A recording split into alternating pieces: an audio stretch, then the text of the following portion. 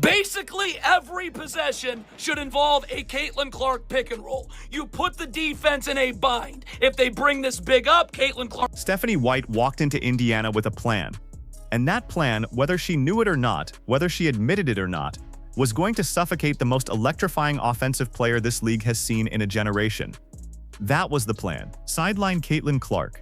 Reduce her. Run a stagnant, ball movement optional offense that had nothing to do with what made this franchise must-see television. And for 10 brutal, agonizing, soul-crushing games, it was working. The Indiana Fever were 5-5, playing the ugliest basketball in the league, and Caitlin Clark was watching it happen from the corner of the floor like a passenger in her own career. But that era is officially dead and buried. Caitlin Clark just executed a perfect, ruthless, mathematically undeniable power move, and the entire balance of power inside the Indiana Fever organization just shifted. Permanently. Welcome back. This is Rim Run, and today we are documenting the moment Stephanie White's sabotage plan collapsed under the weight of its own catastrophic failure. You see that? This is why Stephanie White's a bonehead. The fact that she wanted to get rid of this speaks volumes. Let me be entirely clear with you about what is actually at stake here, because the mainstream conversation keeps dancing around the edges of this story without ever saying the quiet part out loud. This is not a story about a coaching philosophy disagreement. This is not a story about two basketball minds with competing visions having a respectful professional dialogue. This is a story about a head coach who was handed the most dangerous offensive weapon in the WNBA, a player who was already producing 100-point nights, already making this franchise must-see television, already operating as one of the most unstoppable pick-and-roll initiators in the entire sport, and then deliberately, systematically tried to remove that weapon from the equation. That is what happened. That is what the first 10 games of this season documented in real time, in the box scores, in the shot charts, in the possession data, in the visible agony of watching Kelsey Mitchell hold the ball and dribble into traffic while Caitlin Clark stood in the corner with her hands on her knees, waiting for a touch that never came. And the reason this matters beyond Indiana, the reason every single person watching this video needs to sit with this for a second, is because of what it tells us about the forces inside this league that are still, even now, even after everything Caitlin Clark has proven, trying to contain her, trying to manage her, trying to fit her into a box that was never built for her. The establishment does not want Caitlin Clark running this team. And for 10 games, Stephanie White was the establishment's most willing enforcer. But the math caught up, 3-0, 3-0 playing Clark ball, after 5-5 playing White ball. The math does not lie, and it does not negotiate. Wow. Basically, every possession should involve a Caitlin Clark pick and roll. You put the defense in a bind. If they bring... Let me walk you through exactly what happened, game by game, because the evidence here is not ambiguous. It is not open to interpretation. It is a brutal, glaring, unavoidable indictment of every decision Stephanie White made in the first 10 games of this season. The Indiana Fever started this year in an unmitigated disaster. The offense was putrid. It was stagnant. It was, frankly, an embarrassment for a franchise that had spent the previous season building something genuinely exciting around Caitlin Clark's ability to create offense at every level of the floor. Instead of that, what Fever fans got was a Kelsey Mitchell showcase that nobody asked for. Kelsey Mitchell holding the ball. Kelsey Mitchell dribbling into isolation. Kelsey Mitchell refusing to move the rock, while Caitlin Clark, the most dangerous point guard in this league, stood off in the corner watching possessions die. They got blown out by the Portland Fire. They lost to the Golden State Valkyries. They went 5-5 over the first 10 games, and the offense was so stagnant, so lifeless, so thoroughly disconnected from anything that had made this team worth watching, that serious people were starting to have serious conversations about whether Indiana needed to blow the whole thing up. And during this stretch, something else was happening that was even more damning than the losses. Stephanie White was deploying a switch-everything defensive scheme, switching 1 through 5, that was analytically catastrophic against the opponents Indiana was facing. The coverage was wrong. The rotations were wrong. The entire defensive philosophy was built for a different roster, a different league, a different era. And when analysts and commentators started pointing this out publicly, it was already weeks after the problems had become obvious to anyone paying attention. But here is the part of this story that does not get enough credit. Here is the part that reveals exactly how intelligent and how patient Caitlin Clark actually is. She did not go to the media. She did not demand a trade. She did not make this a public spectacle. She played. She endured the stagnant offense, the corner isolation, the Kelsey Mitchell ball-hogging circus. She gave Stephanie White her 10-game sample size, She let the evidence build. And then, when the evidence was undeniable, when 5-5 was sitting there in the standings like a verdict, she took her game back. And this is not the first time Caitlin Clark has had to do this. I want you to understand the pattern, because the pattern is what makes this so remarkable. In her rookie year, Caitlin Clark went through the exact same thing with Christy Sides. Christy Sides was running an offense built around Erica Wheeler holding the ball and Kelsey Mitchell holding the ball, and Caitlin Clark standing off in the corner. The same corner, the same stagnant possession structure, the same deliberate sidelining of the most explosive offensive player on the roster. And eventually, Christy Sides had to concede. She had to give Caitlin Clark her offense back. And the moment she did, everything changed. Caitlin Clark has now done this twice. She has now forced 2 Indiana Fever head coaches to abandon their preferred offensive systems and run her game instead. That is not a coincidence. That is a pattern of organizational dysfunction that keeps producing the same result, because the answer keeps being the same answer. Give Caitlin Clark the ball. Run her pick and roll. Get out of the way. Now. I want to show you the most damning piece of evidence in this entire conversation, because there is a moment in the analytical breakdown of this Fever offense, a moment where the verdict on Stephanie White's philosophy is rendered as clearly as it has ever been rendered, and I want you to hear it directly. Don't take my word for it. Here is the analytical conclusion that exposes exactly what Stephanie White was walking away from. Basically, every possession should involve a Caitlin Clark pick and roll. You put the defense in a bind. If they bring this big up, Caitlin Clark... Basically, every possession should involve a Caitlin Clark pick and roll. Every possession. That is the analytical conclusion. That is what the evidence says. And Stephanie White, the head coach of the Indiana Fever, was running an offense designed to move away from it. Let that sink in for a second. The most unstoppable two-man action in the WNBA was sitting right there in her roster, Caitlin Clark and Aaliyah Boston, a combination that puts every single defense in an impossible bind, and Stephanie White was coaching away from it. Deliberately, systematically. That is not a philosophical disagreement. That is a catastrophic coaching failure, and the 5-5 record was the receipt. Now let me explain to you exactly why the pick and roll with Caitlin Clark and Aaliyah Boston is so analytically devastating, because I want every person watching this video to understand what Stephanie White was throwing away. When Caitlin Clark runs a pick and roll with a skilled big like Aaliyah Boston, she puts the defense in a position where every single choice is wrong. If the defense brings the big defender up to contain Clark at the point of the screen, Clark turns the corner and attacks the paint. If the defense goes under the screen, Clark steps back and buries an open three, and she makes those at an elite rate. If the defense drops into coverage to protect the paint, Clark pulls up from mid-range or fires it to Boston, rolling to the basket for an easy score. There is no correct answer. There is no defensive scheme that neutralizes all three options simultaneously. The pick and roll with Caitlin Clark is by design an unsolvable problem, and Stephanie White spent the first 10 games of this season trying to solve it by simply not running it. That is the tactical failure. That is the specific, identifiable, completely indefensible coaching decision that turned a franchise with championship aspirations into a 500 team that looked like it needed to be rebuilt from scratch. But the tactical failure is only one layer of this story. The deeper layer, the layer that reveals something more troubling about what was happening inside the Indiana Fever organization, is the pattern of behavior. Because this was not Stephanie White making one bad call in one game. This was Stephanie White arriving in Indiana with a fully formed offensive philosophy, imported directly from her previous coaching stop, planting it on top of a roster that was never built for it, and refusing to adjust even as the evidence mounted game after game after game. Think about what that means. Think about the arrogance embedded in that decision. Nobody in Indiana, not the fans, not the analysts, not the people who had been watching this team build something genuinely exciting, was asking for the Connecticut Sun offense.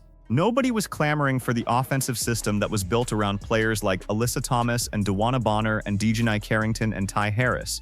That offense was built for a different roster, a different era, a different set of personnel. It had no business being imposed on a team that already had the most electrifying offensive player in the league and an infrastructure perfectly designed to maximize her. But Stephanie White brought it anyway.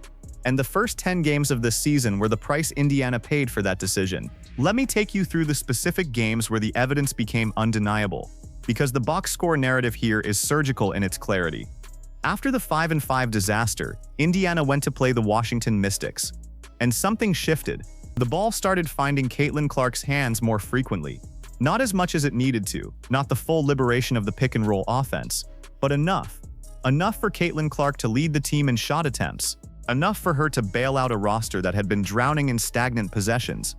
Indiana won, then they played the Chicago Sky, and this time the ball was in Caitlin Clark's hands almost exclusively. The result was historic. Clark and Aaliyah Boston became the first tandem in WNBA history to both record 30-point double-doubles in the same game, the first in league history. Indiana won. Then they played the Connecticut Sun, ball in Caitlin Clark's hands. She scored 25 points, without a single free throw attempt, which tells you the officiating was still finding ways to make her life difficult. But that is a conversation for another day. She had 5 assists on the official sheet, but the reality is she should have had 13 or 14 if her teammates could convert the layups she was creating. Indiana won, 3-0 playing Caitlin Clark basketball, 5-5 playing Stephanie White basketball. The verdict is mathematical. The verdict is undeniable. The verdict is written in the standings for everyone to see. And here is what makes this moment so significant. Here is the part that reveals exactly how this power struggle was actually resolved. Stephanie White did not choose to change. Stephanie White did not have an epiphany. Stephanie White did not look at the evidence and voluntarily conclude that she needed to rebuild her offensive system around Caitlin Clark. She was forced. She conceded because she was trapped at 5-5 with no other option. The sample size ran out. The evidence was in, and the only path forward was to give Caitlin Clark her offense back. Now I want you to hear the second piece of evidence in this story, because it speaks directly to what Stephanie White was willing to abandon. This is the analytical breakdown of the specific play, the pick and roll that Stephanie White was coaching away from. And I want you to hear the language used to describe what happens when a defense tries to stop it. You see that? This is why Stephanie White's a bonehead. The fact that she wanted to get rid of this speaks volumes. That is why Stephanie White's decision to move away from the pick and roll is so damning. That is the admission. The fact that she wanted to get rid of this, the most analytically devastating offensive action on her roster, speaks volumes about the gap between her coaching philosophy and the reality of what she had available to her. She had an unsolvable problem in Caitlin Clark and Aaliyah Boston running pick and roll. She had a weapon that defensive coordinators across this league could not neutralize, and she was coaching away from it. There is no spin to put on that. There is no charitable interpretation. Let me talk about the enablers in this story, because Stephanie White did not operate in a vacuum. She arrived in Indiana with the full backing of a front office that was willing to let this experiment run. And for 10 games, 10 brutal, catastrophic, soul-crushing games, the organization watched the offense collapse and said nothing publicly. Nobody in the building was standing up and saying what needed to be said. Nobody was protecting Caitlin Clark from the tactical sidelining that was happening in real time. The establishment inside that building allowed Stephanie White to run her Connecticut Sun offense on a Caitlin Clark roster, and the fans and the franchise paid the price. And what about Kelsey Mitchell?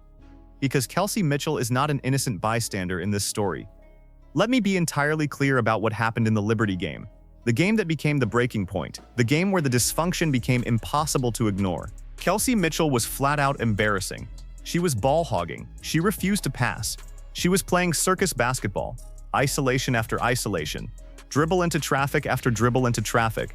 While Caitlin Clark stood on the perimeter watching the possession die. It was not competitive basketball. It was one player ignoring the most basic principles of team offense, while the team's best player watched from the corner. And Stephanie White allowed it.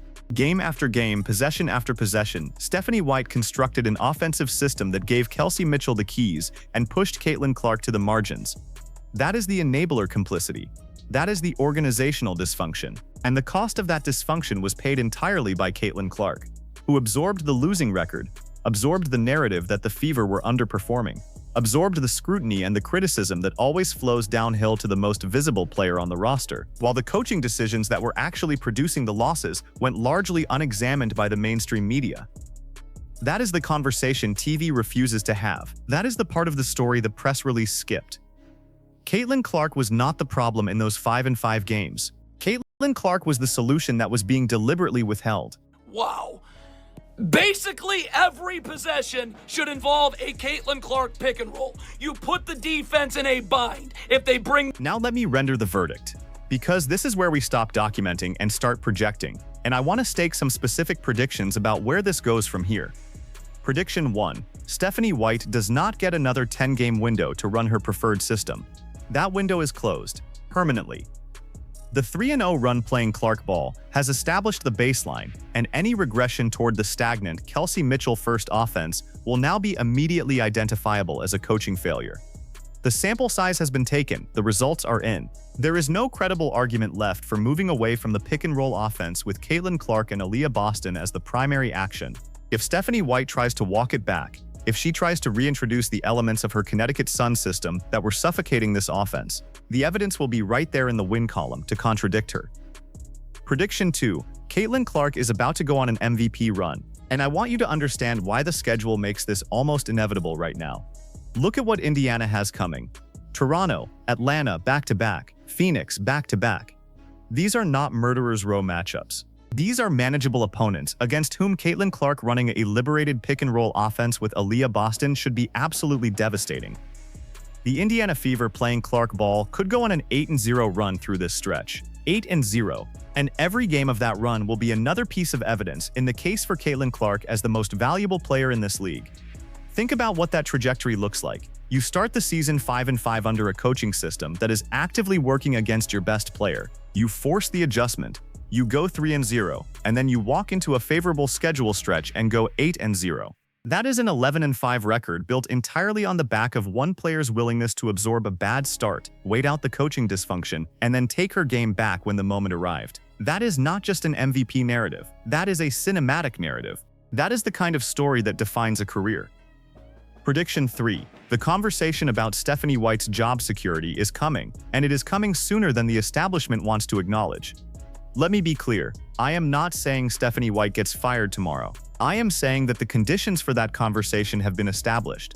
A head coach who spent the first 10 games of the season running an offense that produced a 500 record, who was forced to concede to her star player's preferred system by the sheer weight of the evidence, who arrived with a philosophy imported from a different roster and imposed it on a team that was never built for it. That coach is operating with zero margin for error going forward. If the Fever hit another rough patch, if the offense regresses, if Caitlin Clark's numbers dip because the ball stops finding her hands, the question of whether Stephanie White is the right person to be coaching this team is going to become unavoidable. And here is the thing about that question. The answer was already visible in the first 10 games. The answer was 5-5. The answer was the Liberty game and the Portland blowout and the Valkyries loss and the stagnant possessions and the Kelsey Mitchell ball hogging and Caitlin Clark standing in the corner. The answer was written in the box scores in real time for anyone paying attention. Now I want to bring this full circle because there is one more piece of this story that needs to be said out loud. And it is the piece that nobody in the mainstream basketball conversation seems willing to say directly. I want you to hear the analytical conclusion one more time, because it recontextualizes everything. It recontextualizes the first 10 games, the coaching philosophy, the power struggle, all of it. Every possession, every single possession, should involve a Caitlin Clark pick and roll. That is not hyperbole. That is the analytical reality of what Indiana has available to them. And Stephanie White spent the first 10 games of this season coaching away from it. That is the admission. That is the evidence. That is the full picture of what happened inside the Indiana Fever organization during the most frustrating stretch of Caitlin Clark's professional career. But here is where I want to land, because this story does not end in frustration. This story ends in vindication. Caitlin Clark is standing right now, in the present tense, today, on the back of 3 consecutive wins playing her system, as the most dangerous and most vindicated player in the WNBA. She absorbed the losing record. She absorbed the narrative. She gave Stephanie White the full 10-game sample size. Let the evidence build. Let the results speak for themselves. And then she took her game back without making it a circus. That is patience. That is intelligence. That is the kind of calculated, ruthless, mathematically precise approach to a power struggle that most professional athletes, in any sport at any level, do not possess. Caitlin Clark mapped this thing out. She understood that the only way to win this argument was to let the results make the argument for her. And the results did exactly that. 3-0. 3-0 playing Clark ball. 5-5 playing White ball. The verdict is in, the power struggle is over. And Caitlin Clark, right now in the present tense, is running the Indiana Fever offense the way it was always supposed to be run. Pick and roll, Aaliyah Boston as the rolling partner. Every possession a problem that the defense cannot solve. Every game another data point in the MVP case. Every win another nail in the coffin of the offensive philosophy that tried to sideline her. The Clark era in Indiana is not beginning. It was always here. It just had to fight its way back to the surface. And now that it is there, now that the 3-0 evidence is sitting in the standings and the schedule ahead is favorable and the pick and roll is operating at full capacity, there is nothing left standing between Caitlin Clark and the run she was always capable of making. The establishment tried to contain her. Stephanie White tried to manage her. The old guard tried to fit her into a system that was never built for her. And she beat every single one of them. Not with drama, not with a public confrontation, with results. With the most brutal and undeniable currency in professional basketball. With wins. Here is your forced choice for the comments section today. And I want a real answer. Do you believe Stephanie White has genuinely changed her offensive philosophy? That she has fully committed to the Caitlin Clark pick-and-roll system and will not revert? Or do you believe the moment the Fever hit a rough patch, she goes right back to the stagnant Connecticut Sun offense and this whole power struggle starts over? That is the question. Stephanie White has fully committed or Stephanie White reverts the moment the pressure eases? Drop your answer below right now. If you watched this entire video and you are not subscribed to Rim Run, that is the move to make right now. Hit subscribe, hit the notification bell so you never miss a breakdown like this one, and share this video with one person who needs to understand what actually happened inside the Indiana Fever organization during those first 10 games. We will be right back here the moment the next piece of this story drops. This is Rim Run. We will see you on the next one.